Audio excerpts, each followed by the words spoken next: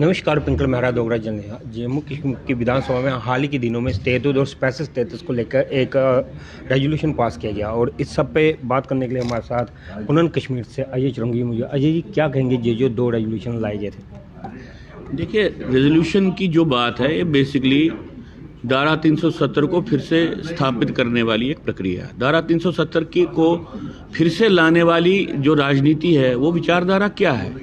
वो विचारधारा है कि भाई एक मुस्लिम मेजॉरिटी क्षेत्र में भारत का संविधान नहीं चलेगा, कोई हमको एक स्पेशल एक संविधान बनाना है।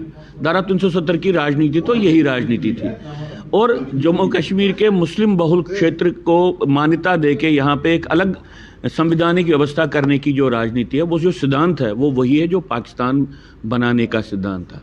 इसलिए धारा 370 के तहत जम्मू कश्मीर भारत की ही धरती पे एक पाकिस्तान था जिसको भारत के संविधान के संरक्षण में चलाया जा रहा था और भारत के, जिसको आप कहेंगे, भारत के रिसोर्सेज से पोषित किया जा रहा था। तो धारा 370 का एक बुनियादी वैचारिक जो लिंक है वो अलगाववाद के साथ है और इसलिए धारा 370 अगर नहीं होता तो शायद अलगाववाद इस रूप में सामने नहीं आता। धारा 370 के कारण ही अलगाववाद पोषित हुआ। जब हम इस लिंक को लोगों के सामने लाएंगे, विचारकों के सामने लाएंगे, तो इसके बारे में इसको एक डिलेजिटिमेसी मिलेगी। एक कहने की कोशिश की जा रही है कि ये छोटा सा संवैधानिक प्रावधान है, इसको अगर ठीक किया गया तो हम तो फिर बड़े राष्ट्रवादी बन जाएंगे। ऐसी कोई बात नहीं है। ये संविधान के विघटन की, संविधान के नेगेशन की प्रक्रिया का एक हिस्सा है।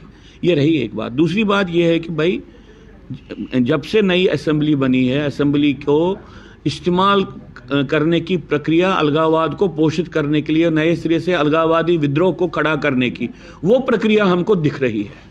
जो लोग ये कर रहे हैं, क्या उनके दिमाग में ये बात है कि नहीं, मुझे उसके साथ नहीं है, लेकिन जो हो रहा है मैं आपको बोल रहा हूँ। इसलिए एक अलगाववादी विद्रोह को खड़ा करने का एक प्रक्रिया चल रही है और इसके साथ ही पूरे प्रदेश में आप देख लीजिए, नई सरकार आई तो हर एक जगह से आतंकवाद ने अपना सिर खोल दिया।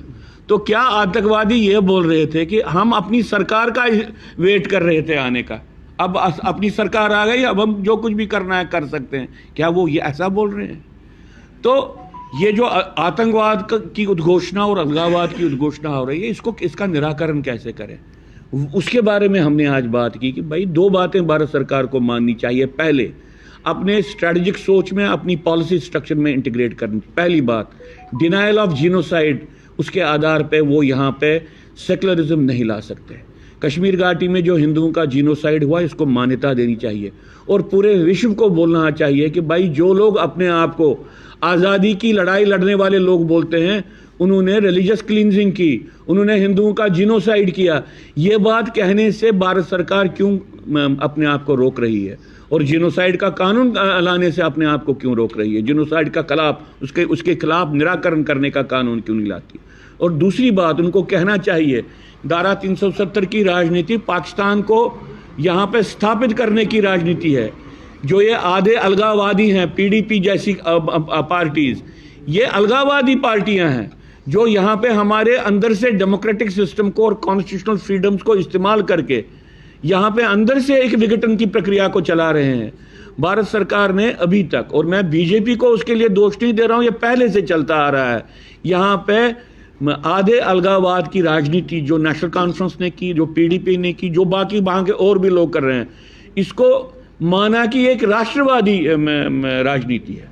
जब तक इसको रिकॉग्नाइज नहीं किया जाए, डिलेजिटिमाइज नहीं किया जाए, तब तक आप यहाँ पे नई राजनीतिक व्यवस्था का निर्माण नहीं कर पाएंगे। जब तक ऐसी शक्तियां पावर के भीतर से बैठ के, असेंबली के फ्लोर से बैठ के ये सपने देखे और इन बातों को चलाए कि हम अलगाववाद को कैसे लाएं, तब तक अलगाववाद खत्म नहीं होगा। इसलिए हमने कहा भारत सरकार को, आप इस बात को मानिए।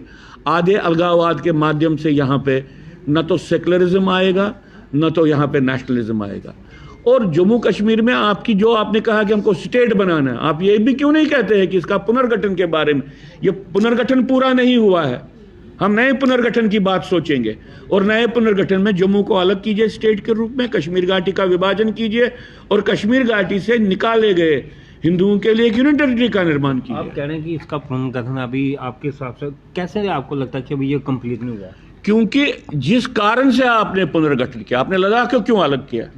कि पुरानी स्टेट की व्यवस्था में वहाँ पे लोगों की भलाई नहीं हो रही थी उसमें, तो आपने बेसिकली एक पुनर्गठन को जब सोचा, आपने इस बात को सोचा कि भाई जो राष्ट्रवादी शक्तियां हैं वो प्रॉपरली प्लेस हों, जो अंतर्राष्ट्रीय यहाँ पे षड्यंत्र है उसको हम कमज़ोर करें, तो वो आपने आधा क्यों किया, पूरा क्यों नहीं किया? यानी आपके कहने के मुताबिक इसको पुनर्गठन को और आगे बढ़ाया जाए, जम्मू को अलग राज्य दिया जाए और कश्मीर में 2 यूनियन टेरिटरी बनाई जाए, एक कश्मीर के लिए और एक कश्मीरी पंतों के लिए।